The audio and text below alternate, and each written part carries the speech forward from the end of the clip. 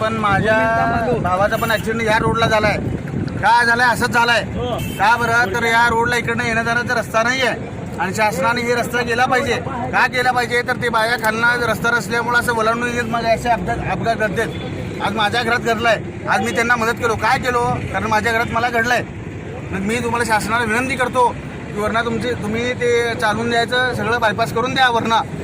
आणि तेवढं केल्यानंतर हा ब्रिज पूर्ण करून द्या. आणि तेवढं केल्यानंतर अजून पण विनंती आहे, तुम्ही बोगदे घेताना पहिला विचार करा.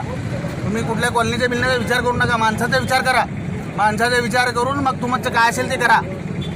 फक्त यात एक आता हे अपघात झाला, ह्याच्यानंतर व्हायला नाही पाहिजे. या जर अन्यथा ह्याच्यानंतर जर झालं तर ही पूर्ण सूतमीठ, संगमेश्वर नगर, अहमदनगर, निमनगर, अंबिकानगर, किसननगर, नितीनगर हे सगळे आंदोलन होईल आणि रस्ता पूर्ण जाम होईल. एवढं प्रशासनाला माझी हात जोडून विनंती आहे. यात जर काय उलटं सुलटं झालं मग सगळं आमची वस्ती बिस्ती सगळं एकत्र येईल.